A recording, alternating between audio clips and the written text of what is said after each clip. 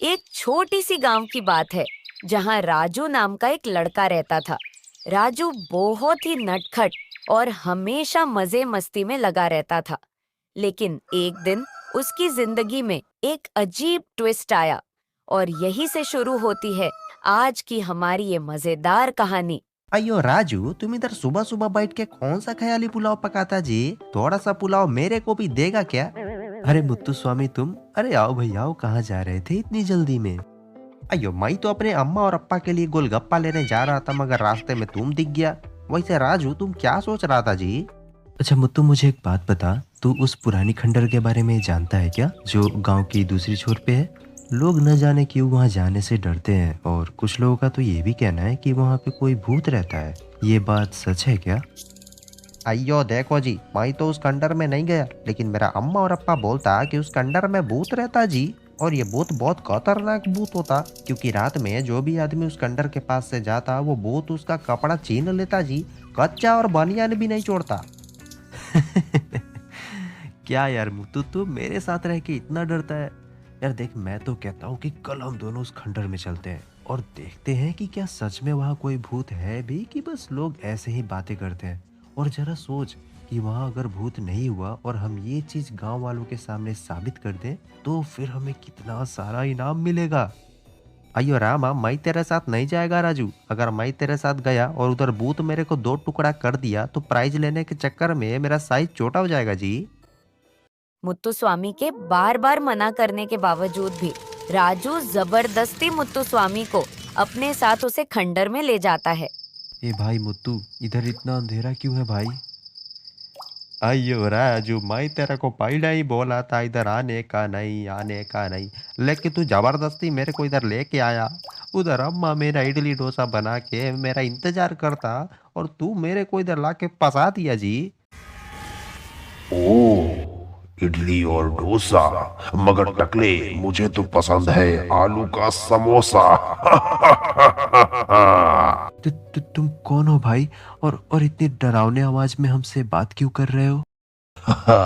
मैं ही तो हूँ जिसका घर है ये खंडर, और जिसके आने से आ जाता है बवंडर।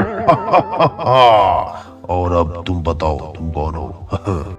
मैं राजू हूँ, और ये मेरा दोस्त मुत्तुस्वामी है।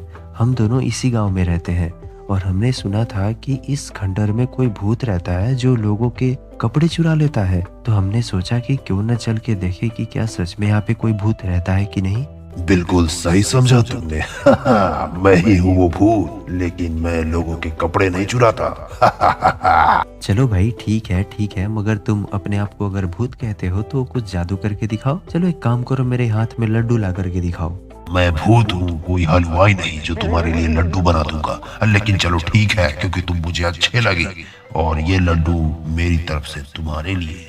आंधी चले खटाखट, ट्रेन चले सटासट, खंडर का भूत रघु बोले लड्डू बना दे फटाफट। अयो राजू, ये तो कमाल हो गया जी। ये भूत बाई ने तो फटाफट से लड्डू बना दिया। हाँ यार मुत्तू, बिल्कुल सच कह रहे हो तुम। मैंने तो ऐसा कभी नहीं देखा। ये तो सचमुच कमाल है। रघु भाई, क्या मैं आपसे एक बात पूछूं? क्या आप हमसे दोस्ती करोगे? दोस्ती, वो भी इंसानों से? अच्छी बात है। वैसे मैं भी बैठे बैठे बोर ही हो जाता हूँ। मच्छर भी नहीं मार सकता, क्योंकि जब भी मच्छर मारने जाता हूँ मच्छर हाथ के आर पार हो जाता है। बहुत दुख है। ठीक है, तो मुझे ये दोस्ती मंजूर है। तो मुत्तुस्वामी और राजू, ये लो मेरी तरफ से खाओ काजू। और आज से मैं रहूंगा तुम दोनों के आजू बाजू। इतना कहने के बाद खंडर के भूत रघु की दोस्ती राजू और मुत्तुस्वामी के साथ हो जाती है। राजू और रघु मिलकर काफी मस्ती करते हैं और लोगों की मदद भी करते हैं। हे भगवान, उम्र इतनी हो गई है, ऊपर से ये लकड़ी इतनी भारी है कि लेकर चलने में भी नहीं बनता। कोई तो मदद करो भगवान। अरे रघु, तुमने देखा क्या? वो दादाजी लकड़ी नहीं उठा पा रहे हैं। क्यों ना हम उनकी मदद कर दें? अच्छी बात है, अच्छी बात है। चलो उनकी मदद करते हैं। हवा चले फटाफट, ट्रेन चले सटासट, और खंडर वाला भूत रघु बोले लकड़ी उठा दे फटाफट।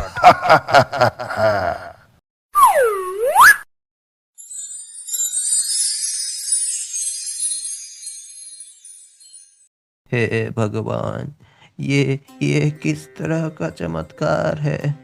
पर जो भी है उसके लिए बहुत बहुत शुक्रिया।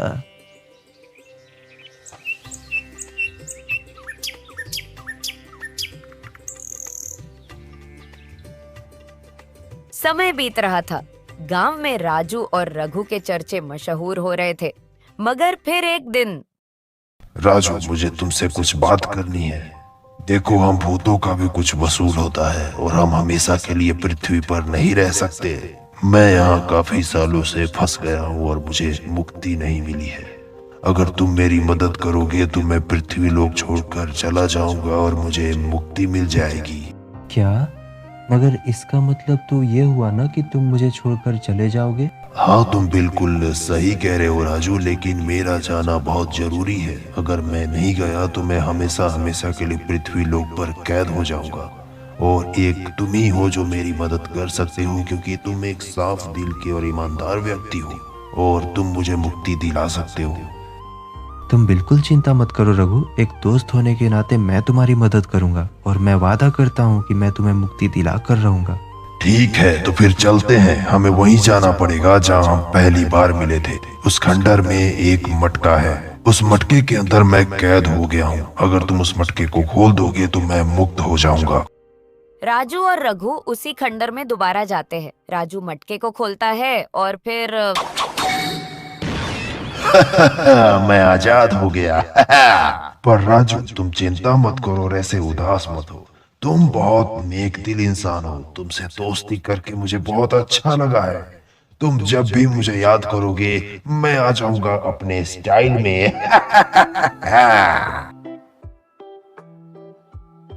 अयो राजू, एक बात बताओ, ये रघु आजकल मेरे को दिखाई नहीं देता, ये किधर गया जी?